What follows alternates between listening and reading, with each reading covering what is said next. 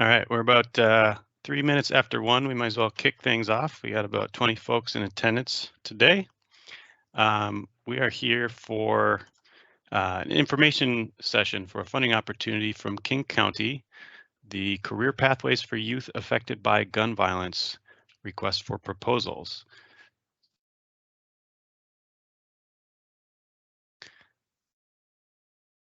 For quick introductions, we have two folks presenting today. Myself, my name is Andrew Larson. I'm a grant manager with the King County Office of Performance Strategy and Budget in the King County Executive Department. And my colleague today is Tia Yarbrough.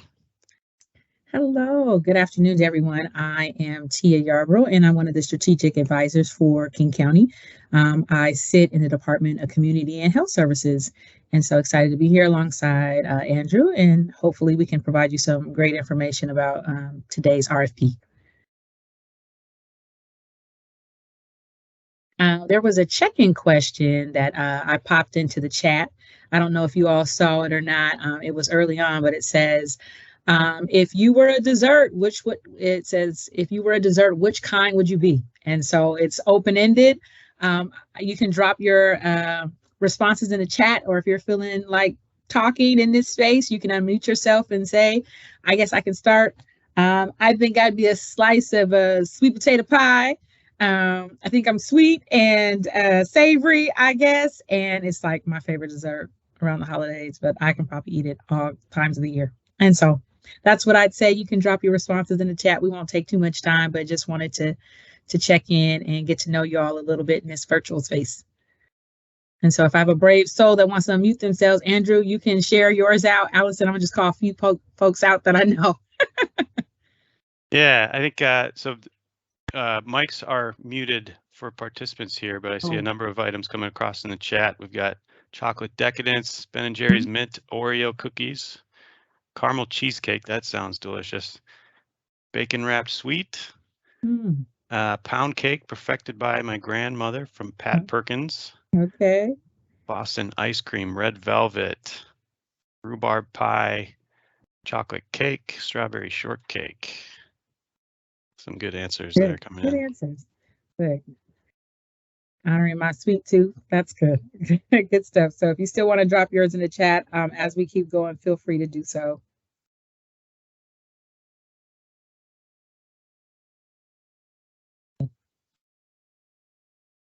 Let's see here. Moving into our content for today. So again, info session for the request for proposals for career pathways for youth affected by gun violence. The opportunity is funded with COVID-19 relief funds from the federal government, and that federal money is spread across multiple King County departments, and our program staff working in violence intervention are spread across King County departments as well, with involvement from the King County Public Health Department, Department of Community and Human Services. And this funding opportunity in particular is administered through the Executive Department, King County Office of Performance Strategy and Budget.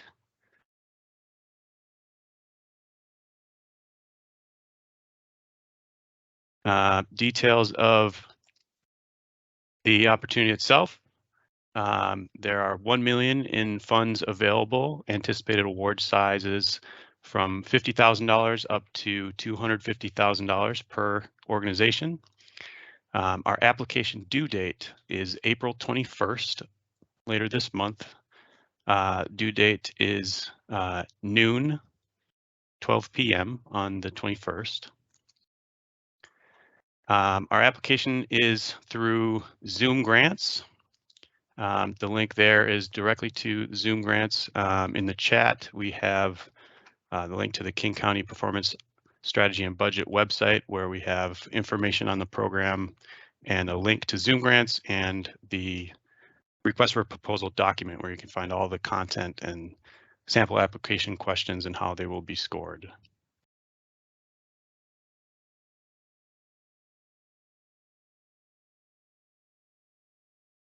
Again, mentioning the source of the funds, this is federal money that was established under the American Rescue Plan Act, passed on March 11th, 2021, and that included establishment of the Coronavirus Local Fiscal Recovery Fund.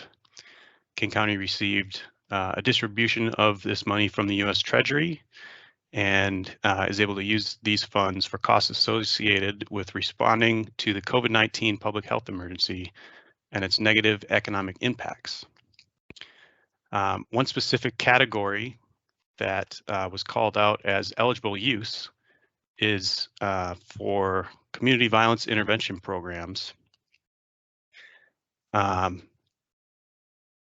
The COVID-19 crisis has exacerbated the existing gun violence crisis in King County and across the nation. One explanation for the rise is that the pandemic aggregated risk factors for violence, including lack of jobs and educational opportunities, increased stress and mental health concerns, and limited access to health care. These factors were amplified by systemic racism and discrimination, which resulted in worse outcomes for people of color during the pandemic. The federal government has various definitions for community violence intervention. One main definition is an approach that uses evidence-informed strategies to reduce violence through tailored community-centered initiatives. These multidisciplinary strategies engage individuals and groups to prevent and disrupt cycles of violence and retaliation, and establish relationships between individuals and community assets to deliver services that save lives, address trauma, provide opportunity, and improve the physical, social, and economic conditions that drive violence.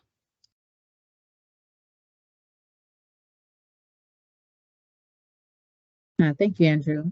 So just to give you a little background about this process, in 2020, racism was declared a public health crisis by our executive, Dow Constantine, and in 2021, gun violence a public health issue.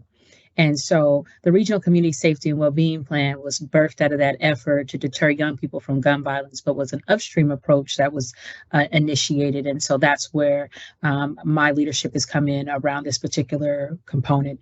And so a part of that process, there were 5 work groups that were convened across 5 key directions. So community-led safety, education, health and human services, juvenile justice, and workforce development.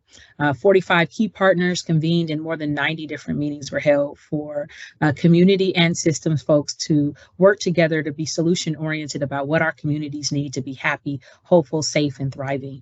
And one of the components that was a number of folks really convened around was the workforce development. And so that is where this time was spent. I think we can go to the next slide, Andrew.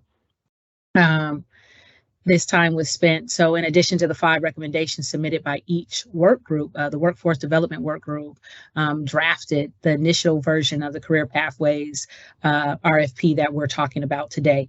And so the focus of this RFP was to ensure employment opportunities for youth impacted by gun violence, but also to provide opportunities for health and wellness.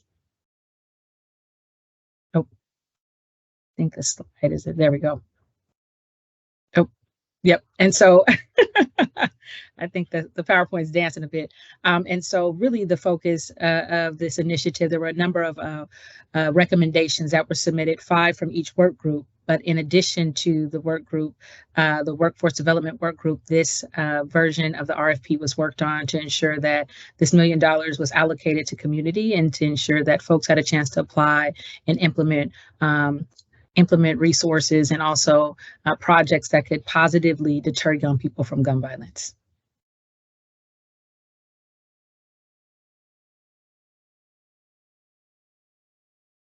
Thank you.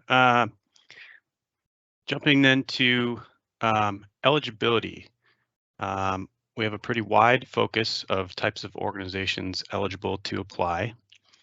We're looking for organizations serving communities in King County that are any of the following listed on the screen: not-for-profit organizations, tribes or tribal organizations, schools and school districts, public or government entities, community-based, faith-based, public or governmental organizations, all that serve communities in King County. A couple of notes associated with that. Applicants who are currently funded by other sources for the same programming have to clearly delineate and distinguish parts of their program that will be funded with this funding source separated by the other sources of funding. Additionally, we have seen a lot of common applicant types where an entity has a fiscal sponsor. In situations where a program has a fiscal sponsor, 3 items to make sure. The fiscal sponsor first will have to be a registered entity with the state of Washington. The fiscal sponsor will need to meet the eligibility criteria listed here on this slide and as part of the RFP. And if selected for award, King County will execute an agreement with that fiscal sponsor as the named party to the contract.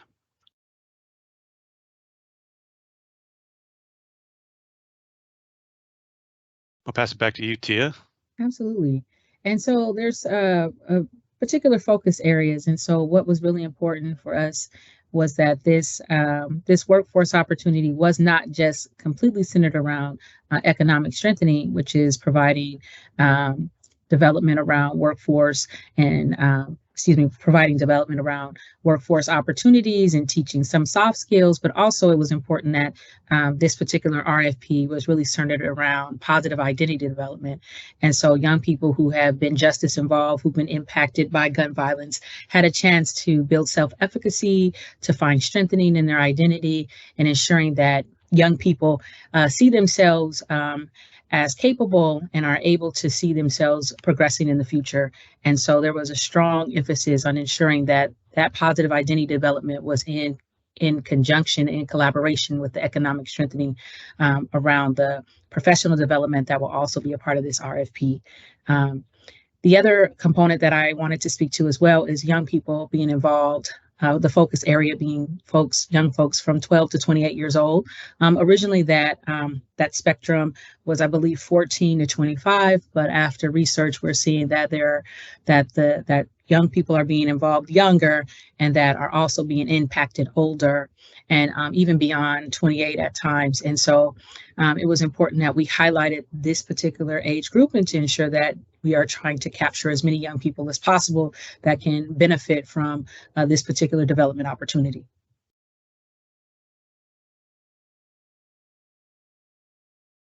And Christine, I want to recognize your question in the chat. I think we'll hold that one. Thank you. And cover that and others in our question and answer session at the end. If folks have questions as we're going along, please feel free to type them into the chat, and then we'll try to get to each of them in our question and answer session at the end. The last item here are the economic impact payments. King County recognizes the importance of providing financial assistance to youth participants as part of a comprehensive suite of support services. And funds under this opportunity, under this program, oh, I'm losing my spot here. Funds under this program may be used to provide economic impact payments to program participants in an amount not to exceed $1,000 per participant. So applicants interested in providing an economic impact payment to participants must propose a payment amount per participant and include this as a line item in their application budget.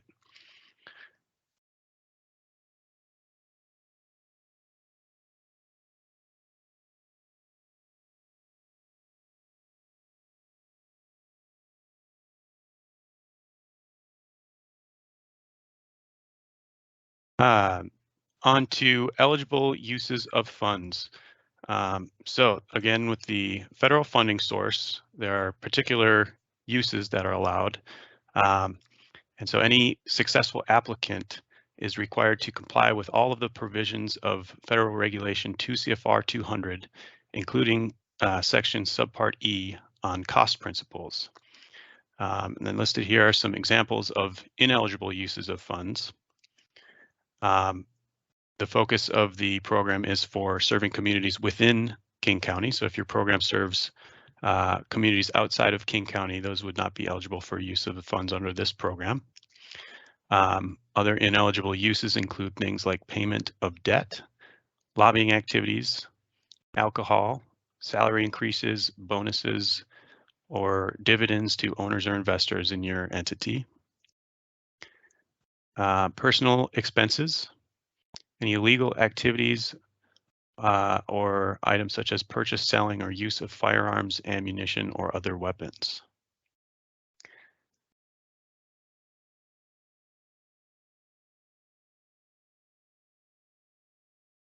We wanted to highlight process-wise some of the things to expect once an organization is selected for an award. So the application due date is April 21st. We'll have an evaluation panel scoring all of the applications, and then we will send out notice of award to those successful applicants. Three main types of activities we want to flag. First is a risk assessment.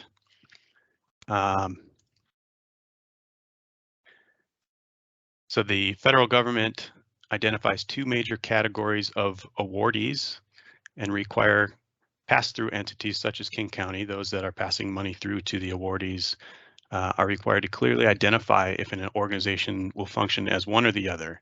The two categories are subrecipients or contractors.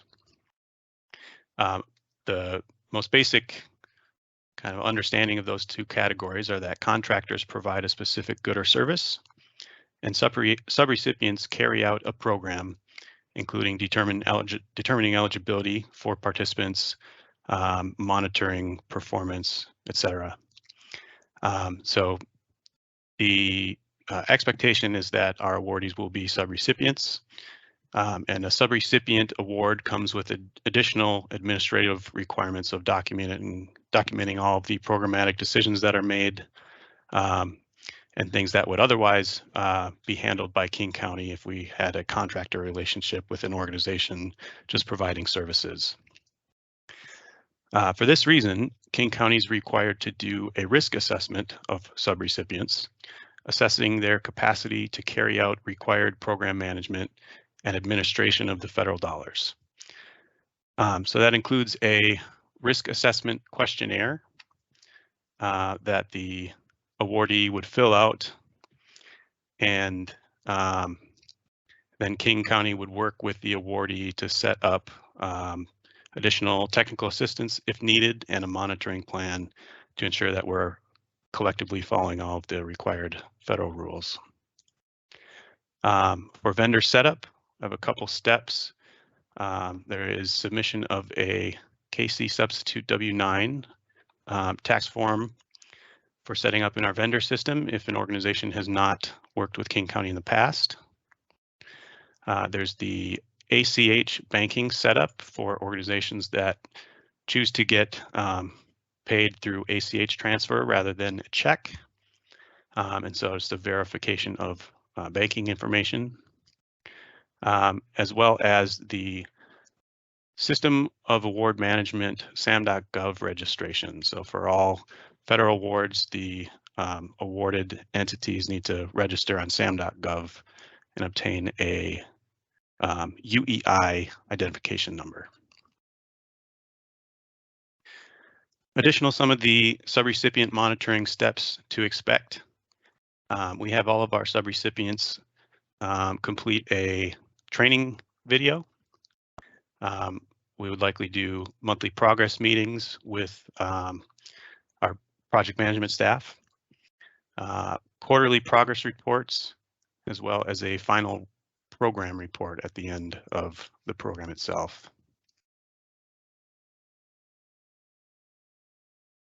As far as technical assistance, kind of the nuts and bolts of actually submitting an application.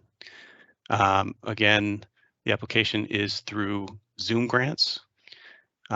For general questions and technical issues using the Zoom Grants software, there's a Zoom Grants support team, and questions can be sent to questions@zoomgrants.com. Zoom Grants additionally has online tools and information through their Zoom Grant University at help.zoomgrants.gov under the Applicants Content section. And then for questions related to the request for proposal content itself, questions can be directed to me, alarson@kingcounty.gov.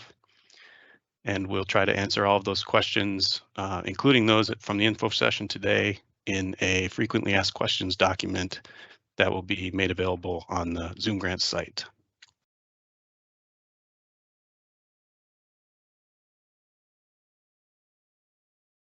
Great. So I know that we have questions in the chat. Andrew, I'm going to read some of these questions and we can just work our way through them. Those of you who still have questions, you can, again, write them in the chat and we'll do our best to answer them. So our first question is, the recent Racism is a Public Health Crisis grant awards won't be announced until early summer. How would you like organizations to recognize potential funds from King County compared to contracted funds? Thank you. Yeah, that's a great question. It'd be helpful if you could send me an email directly and I can look into that program in particular. As a general rule of thumb, if you're submitting your application now or any time before the due date, you can certainly flag that. We would request that you flag any other potential funding opportunity, including those through King County that have been applied for. And another possibility is that you talk about the scalability of your program. If you were awarded funding under 2 opportunities, how one, you would have the capacity to manage additional participants or scale your program larger, as well as addressing your organization's ability to separately manage those funds through your accounting system and staff availability to do the necessary accounting of separate funding streams. So yeah, again, if you could submit that, shoot me an email and we'll get a clear answer and get that posted on the FAQ section. Great. Our next question is there clarity on the difference between impact payments and salary? For example, hiring youth as interns? Yes, those would be different items. So hiring youth as interns, that would be a direct program cost, and you'd add that as a direct cost on the budget. Here's the cost per participant of salary or wages for a youth intern. Economic impact payments are a separate item, the ability to just make a financial assistance payment really to the participant in support of whatever their needs are, helping them ensure that they have the necessary means to spend time, dedicate time to participating in the program. So those would be 2 separate line items that both could be submitted as part of the budget. Thank you. I think this might be a similar, impact payments. Could you confirm that it would be possible to provide stipends to participants for work experiences?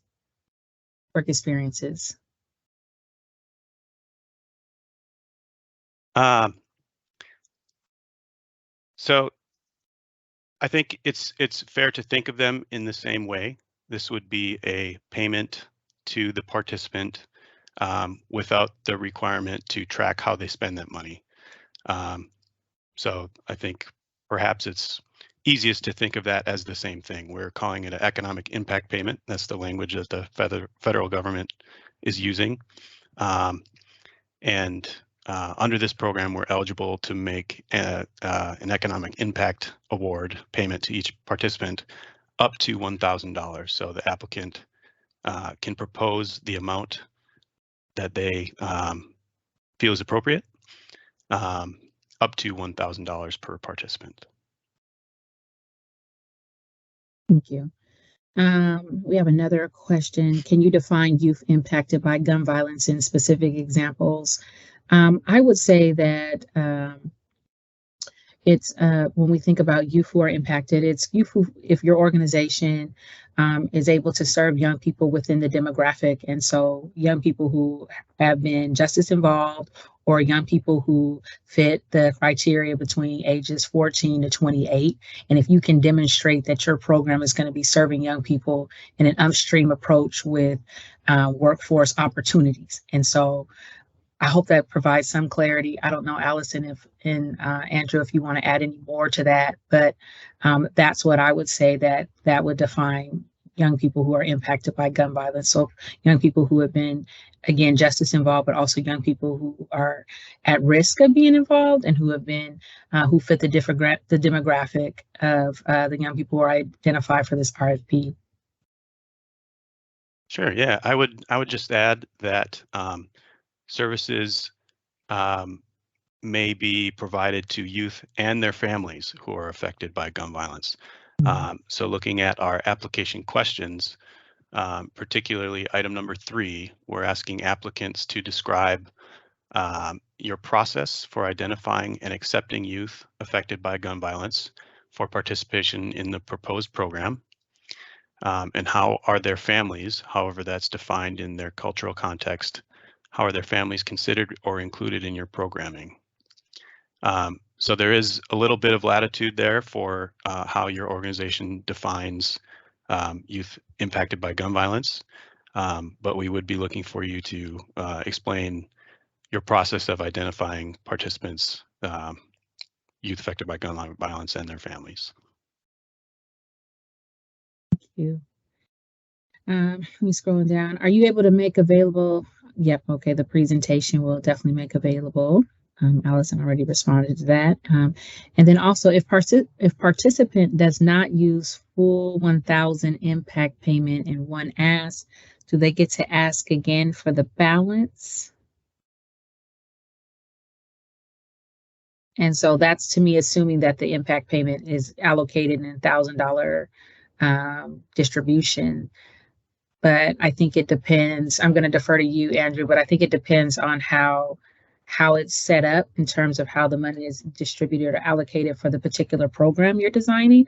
And so if you're giving them the $1,000 in, I'm just going to make up something, every 6 weeks, I think it's okay if you hold on to the payment for them, but I don't think it can be an additional payment on top of what was received or allocated for that particular time, depending on how the programming is set up. And so I was going to say, I just know that there are models where a young person says, I don't want all of it. Can you hold it for me until the end of the program? And I know that that's a model that has been implemented, but it wouldn't be like they could come back and ask for it unless it has to be the already distributed amount. So it's theirs. Yeah, I agree. And so for the purposes of the application, you complete a budget indicating if you're planning to offer economic impact payments, you would include your estimated number of participants multiplied by the award amount you would like to give for a total amount in the budget. We review the budgets and approve an award amount. And so that money is available for that use.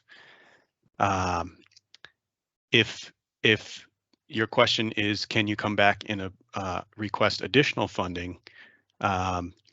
One, it's subject to availability. There may not be additional funds beyond what's been offered in the original award. But we would certainly, as we're negotiating the contract to get it in place, we talk through your proposed method of distributing funds and make sure we get to a process that works for everyone involved.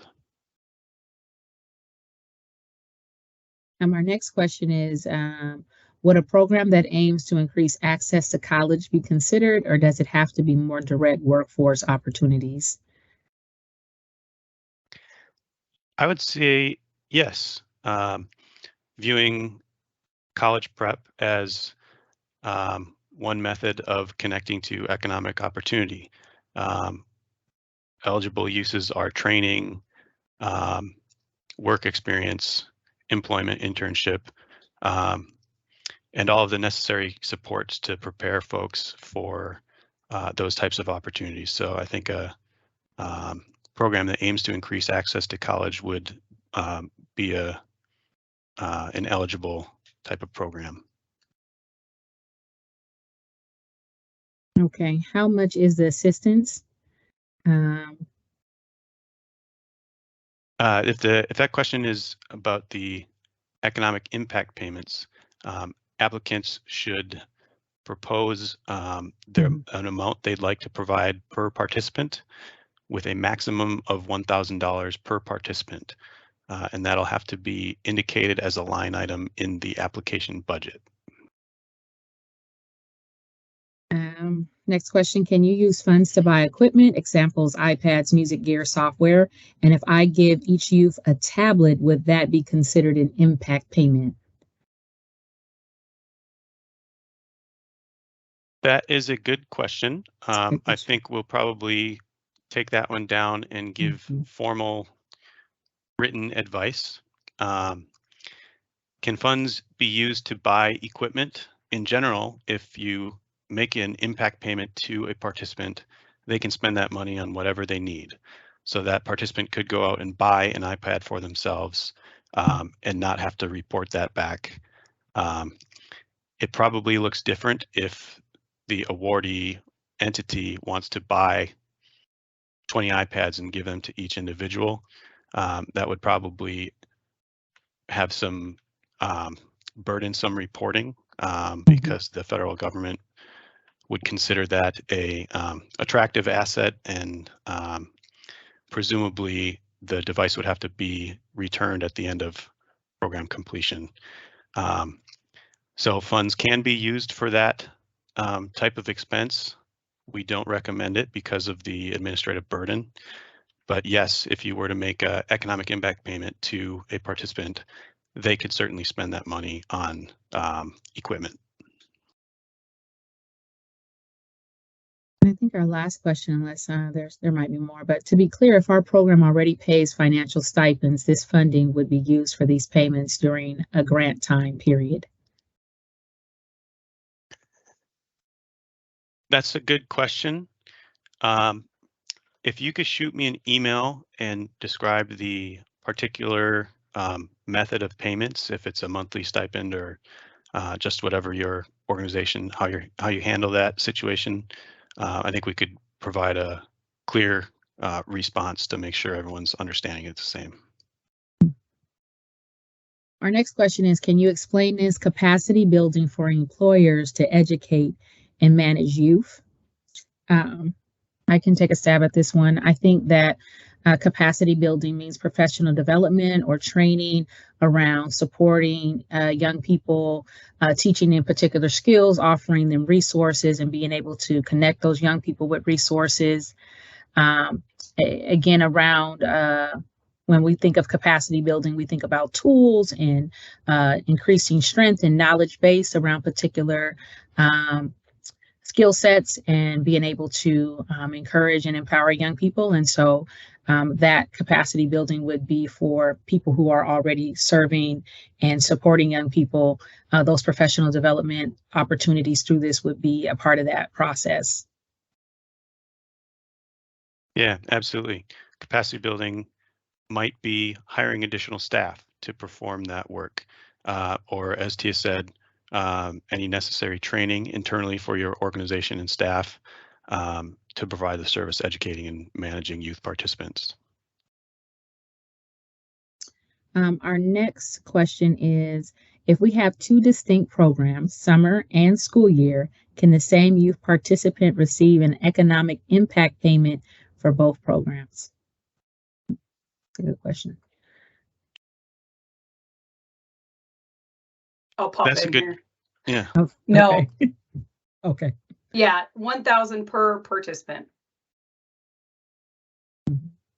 And so you might want to get creative maybe in how you scope this work and how you would allocate the funding, so that young person, again, that maximum is 1,000, but maybe you chunk it down so that they're able to receive for the school portion of the program, and then for the summer opportunity. The grant time frame is June 2023 to June 2024 or December 2024. So the end date for expending funds under this opportunity is December of 2024. Programs can apply for funding up to a 12-month period of performance. So that could be anywhere from, perhaps 1 month up to 12 months, ending no later than December 2024. So folks might propose to use all of the money for a 2023 summer program, or it might be a 6-month program that starts in 2023 and goes into 2024. It could be a calendar year 2024 program. The main things to remember is that programs have to end no later than December 2024, and we're looking at a maximum of a 12-month program period. Next question, is there a limit on youth required for the program? How many youth can participate? No limit, no minimum or maximum. We're looking for applicants to propose their goal for number of participants served, and that presumably would be an element of the budget that's put forth. So, we don't have a number in mind. It's all relative to the capacity of your organization and the services that you're providing. We will just review the budget with an eye looking at making sure all of the costs are reasonable for the amount of participants served. I think this is a part 2 of an earlier question. Piggybacking on opportunity question, are there specific identified needs or gaps, high priority needs in community that King County is looking to align with? I would say that when we think about this particular RFP, it's definitely young people who have been impacted by gun violence. And so when you think about that, we're really leaving this up to those who are applying and looking at opportunities that we know are already existent for young people to build skill levels, to strengthen their identities around, culture and who they are, but also the workforce development opportunities. And so anything that would empower young people to see themselves progressing in the future. When we think about the gaps that are often had, missed time in school, when we think about some of the softer skills that are sometimes not learned because of breaks in being able to participate in programming, like those would be examples of gaps that a program could be designed to address. Yeah, I agree. And, we recognize that different demographic groups were disproportionately impacted by COVID-19, and particularly communities of color, low-income communities. That said, the funding is available in all communities, and some of the questions in the application deal with detailing the community that you plan to serve and how your organization is reflective of that community in the representation and values of your organization. There's a question, could we share the link to the information about risk assessment requirements? It's not in the RFP. Yeah, the only requirement really is that we have to do a risk assessment. And so all that entails is a questionnaire that we will submit to your organization to fill out regarding just general categories about your staff capacity, any previous audits received, and any findings that may have come out of them. So it's really just a questionnaire to be filled out. Excuse me, and then King County will score that questionnaire and put in a category 1, 2, or 3 based on demonstrated experience and capacity to carry out the funds. And so if a higher level score is identified, we'll work with you to make sure that we provide technical assistance and we put more monitoring resources in place. So, we'd make sure we're meeting on a monthly basis. Perhaps we're reviewing participant documentation, just working in a partnership to make sure we're meeting the federal requirements. Our next question is, our program offers advising services to entire high school populations. Would this qualify, or does the program need to specifically enroll a group or subset of youth?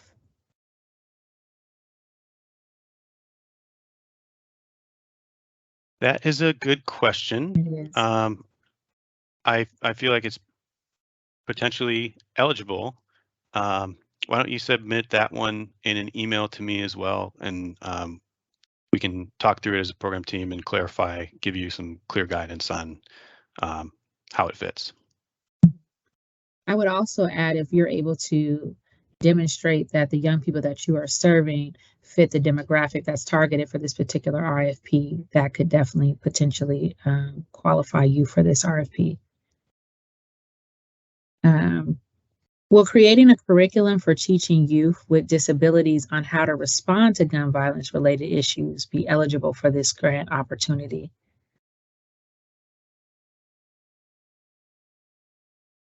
That sounds like potentially yes. I think the main thing that you'd want to establish is identifying the youth participants and that they were impacted by gun violence in some way. The participants or their family have been impacted by gun violence in some way would be the main item to demonstrate. So if it's just forward-looking, I think that what we'd want to see is the participants have been impacted in some way previously. The next question is, can we apply for activities where they will get it as a prize? I'm assuming, I want to assume that the question is being asked is if the money can be a prize. Yeah, I'm assuming you're asking if that economic impact money could go into a pot and you'd want to award it based on some competition and a prize. I would say no. It would be for specific awards to all participants. Okay. The next question, are there specific target areas within King County? I think we answered a little bit of this earlier, but when we think about racism being declared as a public health crisis and gun violence being declared as a public health emergency, and then we think about folks who've been historically impacted by marginalization and communities of color, I would say those are priorities for King County.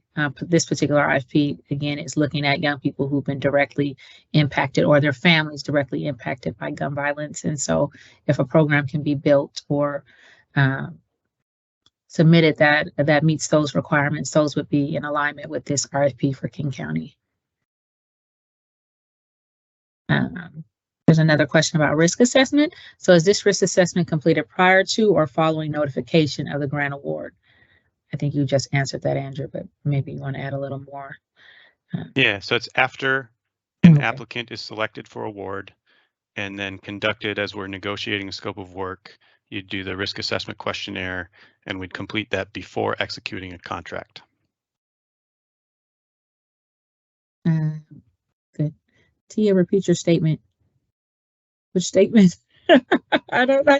I've made a lot of statements. Was that related to areas of King County that? Oh, okay, maybe it was that. So I was thinking when areas of focus for King County, I mean, there are many areas of focus, but when we think about young people, we think about racism being declared a public health crisis, gun violence being declared a public health emergency. When we think about historically marginalized communities of color, and then for this RFP directly, like when thinking about all those things, directly we're thinking about young people who have been impacted by gun violence or their families. And so when you think about families, you think about extended family, but siblings as well. Yeah, absolutely. Yep. One more comment about geographic focus. Your program can serve any part of the county. We do recognize that their COVID impacts affect certain communities in a disproportionate way. I believe we had a resource linked in the RFP document. One example is the communitiescount.org dashboard. So that's looking at different types of data for King County communities, including risk for COVID-19 and COVID-19 impacts, and some geographic mapping on COVID impacts throughout King County. So we don't have a specific geographic focus. Your program can serve individuals in any part of King County. But if you're able to identify that the population you serve is disproportionately impacted, I think that is addressed in some of the questions, and we would probably look to score those higher in the evaluation process. I think we've gotten through all the chat questions.